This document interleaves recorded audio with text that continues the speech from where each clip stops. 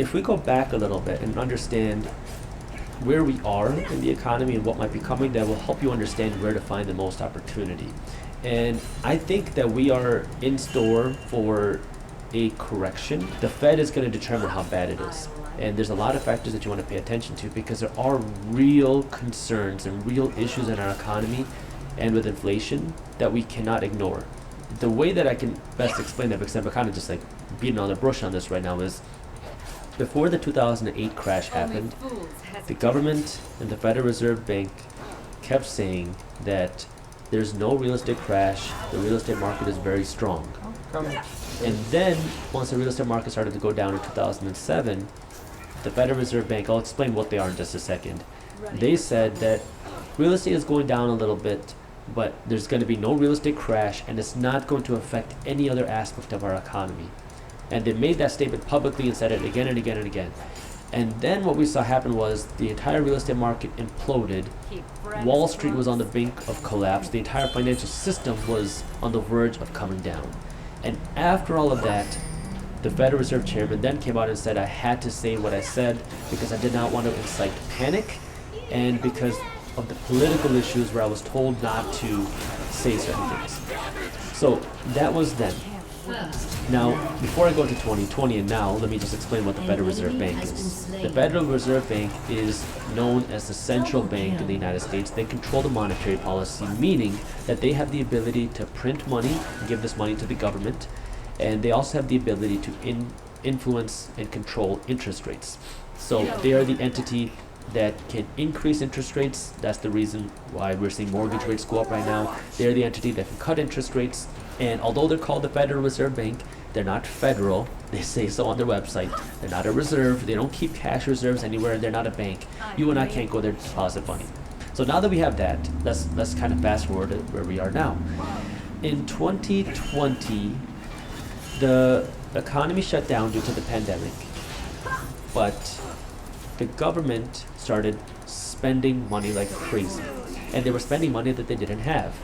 Where were they spending money? Well, they were giving out money in the form of unemployment checks. They were giving out stimulus checks. They were giving out big money to corporations. They were giving out big loans to corporations. And money was just being printed at free will. So the government was spending trillions of dollars that they didn't have. And this gave money to people and businesses, so people and businesses could buy things. You can spend money and buy whatever you wanted, because some people were making more money in unemployment than they were while they were working a job. And some businesses had so much cash in the bank because they got this huge check from the government from these business loans that they were giving, that they were just able to spend money like crazy. So people and businesses were buying things, although nothing was being produced. But the thing that was being produced was money.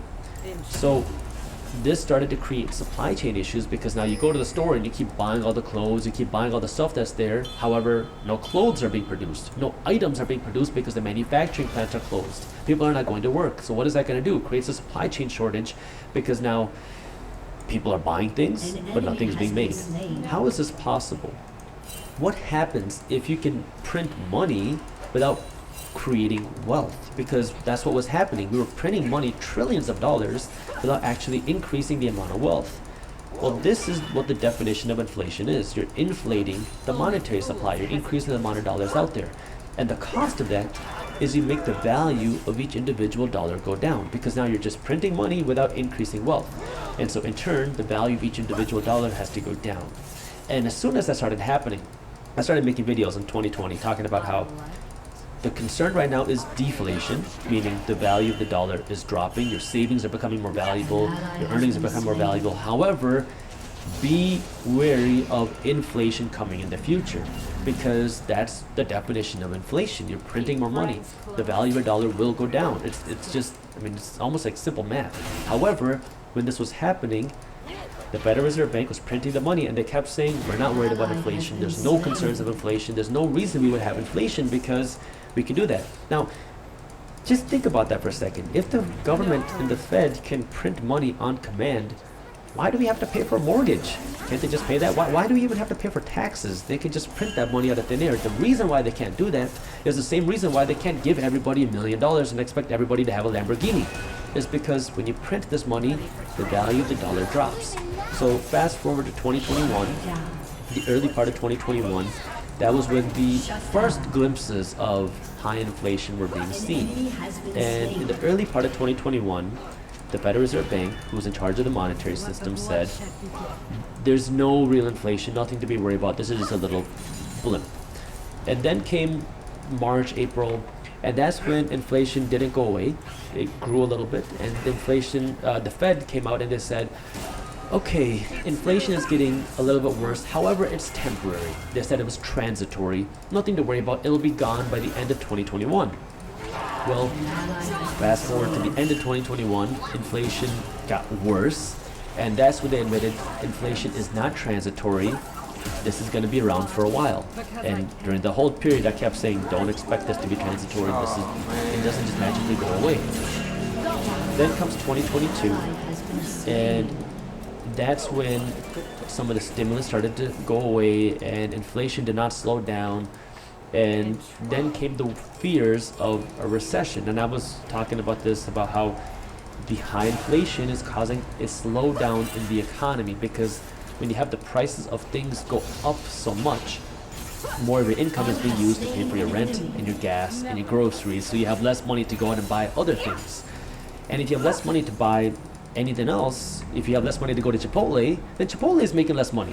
If Chipotle is making less money, they don't have money to hire more employees, they don't have money to open more stores. That's what contributes to an economic slowdown. And that's what was going on. And from January, February, March, all you kept hearing from the government and the Fed is the economy is so strong, there's no possible way we could see an economic slowdown. That continued April, May, June. Even at the time I was recording this video, I read an article this morning. The Federal Reserve Bank said, we're not going to enter a recession. There's no reason why we should. The government even said our economy is so strong, we're not seeing any signs of a slowdown. Everybody is doing very well. And it doesn't make any sense because, I mean, depending on when this airs, maybe things will change. But if people are struggling paying their rent, paying their gas, buying their groceries, yeah, people are spending money.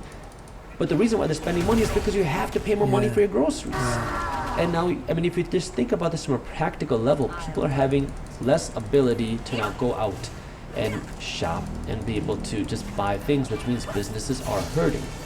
So my thoughts are, unless this inflation magically goes away, like the Fed says it will, it is going to contribute to a economic slowdown. And now, how bad will it be? Well, it depends on what the Federal Reserve Bank does, because the Fed now is trying to reverse what they did in 2020, 2021, where these trillions of dollars were printed and entered our economic circulation, which caused the value of our savings and our earnings to drop. It created more inflation. So if you want to reverse inflation, you have to do the opposite. You have to literally burn cash. You have to take it out of the system. So that's why they're working to increase interest rates. If they keep increasing interest rates to fight inflation, we are going to enter a recession. And that means the economy will slow down. It means people will lose their jobs. It means that businesses will go under. And the question then is, what will the Federal Reserve Bank do next? Will they then say, okay, inflation is under control, even though maybe it's not, but the economy needs help, so we're going to start inflating? Because that's what happened in every previous crash. You cut interest rates and you print money to help the economy boost. Well, if they do that now, when we entered a recession because of inflation, you make the root cause of the recession even worse. So this is where I don't know what the Fed is going to do. And it is a tough situation, and this is where you want to be aware, because there are ways for you to take advantage of this. But what you want to understand is the lesser of two evils is to cause a recession, because that means you're raising interest rates, markets go down, and some businesses will go under. However, this will cause a refresh and things will be able to get better. This creates opportunity for you to go and buy some assets. You can find stocks that are on sale. You can potentially find some cryptocurrencies on sale. Maybe real estate, you'll find better opportunities.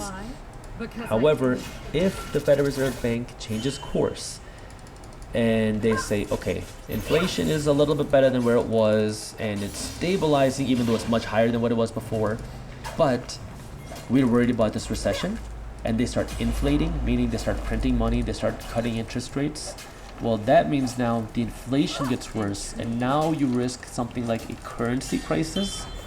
And this is significantly worse, because now the trust and the value of the dollar goes down.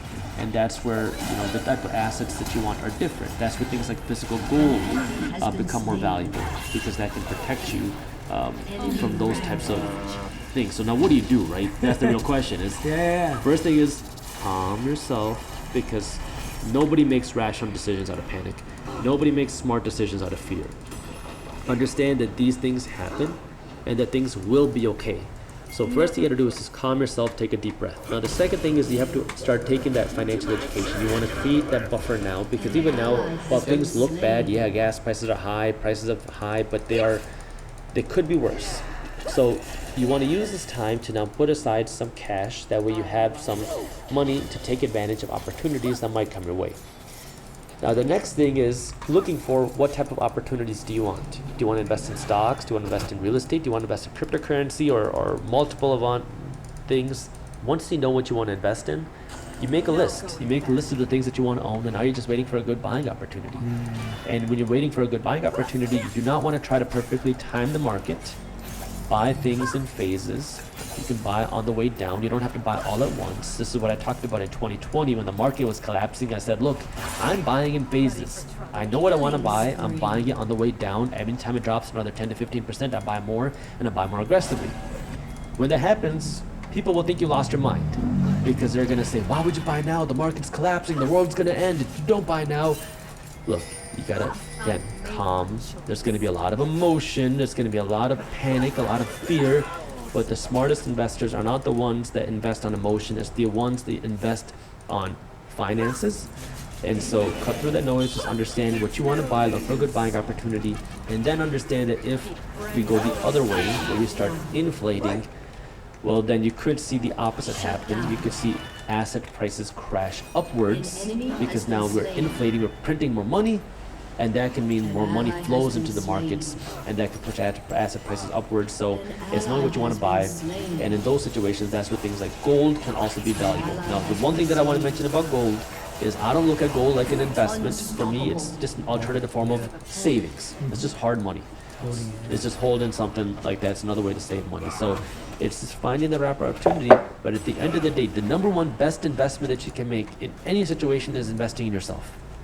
And understanding what is the most important thing right now. Your physical health, your mental health, your spiritual health, your financial health, and understanding that there's always going to be opportunities to take care of yourself in all of these places, but you need to be prepared. And you put in that work now, that way you can find the best opportunities, that way you can take advantage of them, because like I said earlier, the most millionaires are made during recessions and crashes than any other time. But this means you have to think differently than the majority of people. Going back to why I call it the minority mindset. It's not about the way you look or your ethnicity or your skin color. It's the mindset of thinking differently than the majority of people. And this is where a lot of people get upset. You get angry, you kick and cry and scream. But this is where you want to think different. Look for the opportunity, because it is there. And the last thing that I want to mention, which is kind of sad and scary, but something you want to be aware of, is when that 2020, the money printing happened, it was known as the biggest financial fraud in the history of America. And this has just come to light in the middle part of 2022, where it is said that so many business owners and people who are not business owners took advantage of the government, because there was such little oversight, where the government was just giving money to corporations and businesses and people, where it was the biggest fraud in the history of time. And even people, because so many people were taking this unemployment money that they shouldn't. And I remember, and I'll tell you from a personal experience, because I have a business, I kept being told, Jaspreet, you have to take this, it was called PPP, this PPP money. It's free, you don't have to pay it back, the government is giving you this money, you should take it. And they were giving a lot of money. I don't remember the exact number, but it was tens of thousands of dollars. And we had expenses, like my rent for our office was like $4,300 a month. We have employees, we had a lot of issues going on because we didn't know where the economy was going to go. But I told everyone, I said, we're not taking that money. I told my banker, told my accountant, and they all thought that I was dumb because it's free money. But I was like, you don't get it. The most expensive type of money in the world is free money. I know who's paying for it, because when the government spends money, somebody has to pay for it. Either they raise your taxes to pay for it because they need more income, or they cut their expenses, meaning they cut your social security, they cut their welfare, they cut their things that they're doing, or they do the hidden tax, which is inflation, which means now people are going to pay for it in the form of higher prices. Yes. And who pays the price? The poor and the financially uneducated. And I was like, I don't want to be a part of that. I'm not contributing to this because I know myself, I know my values, and I don't want to be a part of that. And so everyone thought that I was a dumb one, but here I am. Look, I'm not. I don't want to contribute to this, and I know who's going to pay the price. Wow. And I said the poor and the financially uneducated, and I purposely did not say the middle class because when you have this type of high inflation, the middle class gets wiped out. Yep. And it's the people who understand money that become more wealthy, the people that don't understand money that don't become wealthy, and it's very unfortunate. The reality is, this is the way the system works, and you have to understand it because it is profitable to keep people poor. Yeah. And it's very sad, but this is why you have to get financially educated. Absolutely. And I think everyone who's listening, the way to do that is make sure you subscribe to Market Briefs and make sure you subscribe to the Minority Mindset YouTube channel as well. Really, really important and powerful ways to make sure that you have the education and insight you need to make those important decisions. I think so many of us are making decisions, as Jaspreet rightly said, based on emotion or feeling or playing catch up or FOMO or someone else is doing it, so I need to do it, and those are not great decision-making tactics. Focus on getting the right insights, getting the right information, and make wise, calm decisions, as Jaspreet said. Jaspreet, we end every On Purpose episode with the final 5. These are 5 questions that have to be answered in 1 word or 1 sentence maximum. So Jaspreet Singh, these are your final 5. Are you ready? Let's do it. Okay, so the first question is, what is the best financial advice you've ever received? Invest in assets, not liabilities. Second question, what is the worst financial advice you've ever received? The way to build wealth is saving your money. So true. Third question, these are very fiery, this is fantastic. Third question, what is something you used to value that you don't anymore? Material things.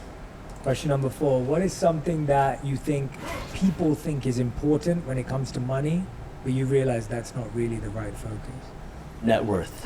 Net worth is a crap indicator of real success. Nice, that's a great answer. All right, and question 5, if you could create one law that everyone in the world had to follow, what would it be? Everybody has to learn about the quadruped theory, about physical health, mental health, spiritual health, and financial health before they leave school. I love that. Jaspreet Singh, everyone. Definitely a guest. We're going to have back On Purpose many, many times. What I'd love for you to do if you've been listening and watching is make sure you tag Jaspreet and I on Instagram, on Twitter, on Facebook, in the YouTube comments. Let us know what you gained, what insight you take away, what are you going to put into practice, what are you going to apply, what are you going to actually implement into your day-to-day, and let us know if you have any questions as well. So go ahead and send them away. I know we want to see what resonated with you, what connected with you. Jaspreet, thank you so much for doing this episode today. Man, it was an honor to be on with you. Thank you for having me. No, you were incredible. This is going to help so many people, and I know this is going to be the first of many. So we already have an invite for you, ready to have you back on. I appreciate that.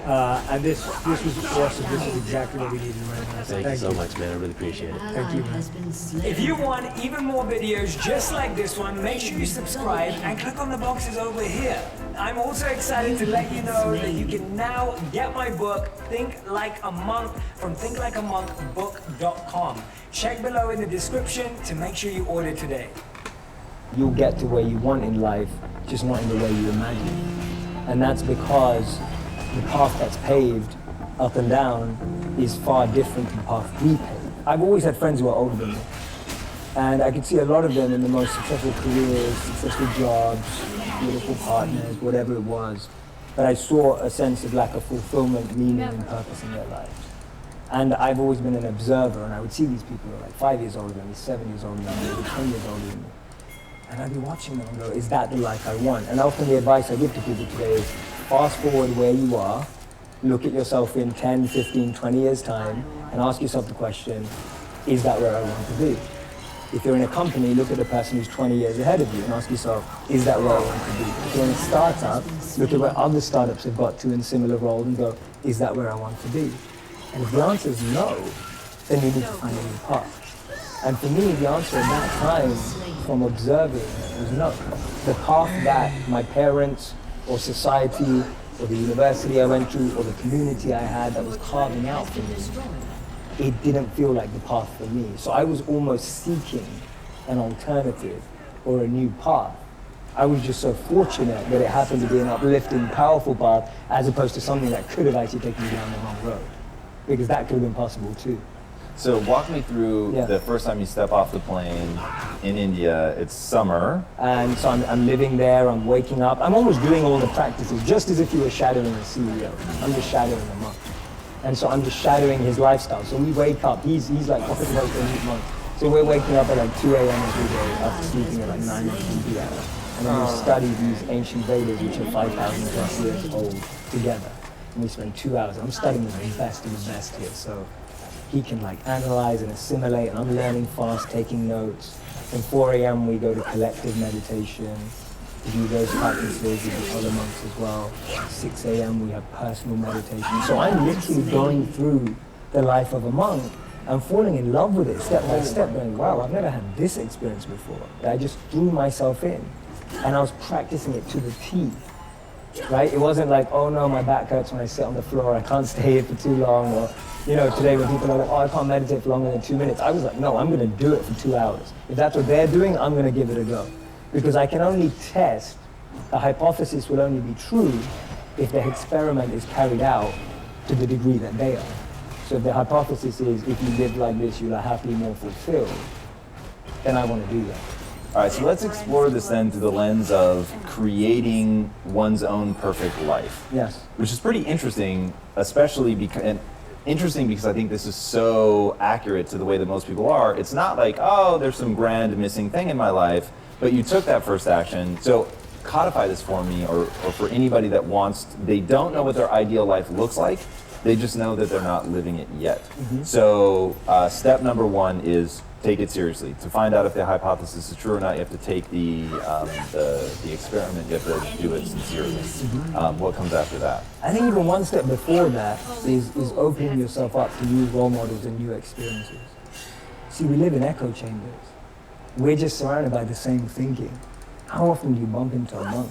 You know, it just doesn't happen. No one has a dinner party and goes, oh yeah, we just invited the monk, you know, from town, like the local monk. Like no one ever does that. And so we meet people who are just like us most of the time. And we talk about this in business, for example. If you want to be a billionaire, spend time with billionaires. If you want to be a millionaire, spend time with millionaires. If you want to be a tech startup, spend time with, you know, that's the common rhetoric that we hear all the time. But what if you want to find purpose and master the mind? There's no one better than a monk who masters the mind. So for me, the first step is just opening yourself up to new experiences and new role models. Because most of us can't see ourselves in people, so then we try and fit ourselves into the boxes that we do see. And I mean, there's this beautiful quote, and I've been saying it everywhere, and I wish I wrote it, but I didn't. So it's by a philosopher and writer named Cooley. And he said that today, I'm not what I think I am. I'm not what you think I am. I am what I think you think I am. I just let that blow your mind for a moment. It's so powerful. I'm not what I think I am. I'm not what you think I am. I am what I think you think I am. So we live in this perception of ourselves. Hence, my identity is made by what my parents think I should be. My identity is made up by what my college or university thinks I should achieve. While you're living in that bubble, in that echo chamber, getting to what you really want to do is impossible. Because maybe that just doesn't fit. And I think so many people feel that way today. That they don't fit into the current education system. They don't fit with the 3 or 4 or 5 careers that you're taught to do. So that process of self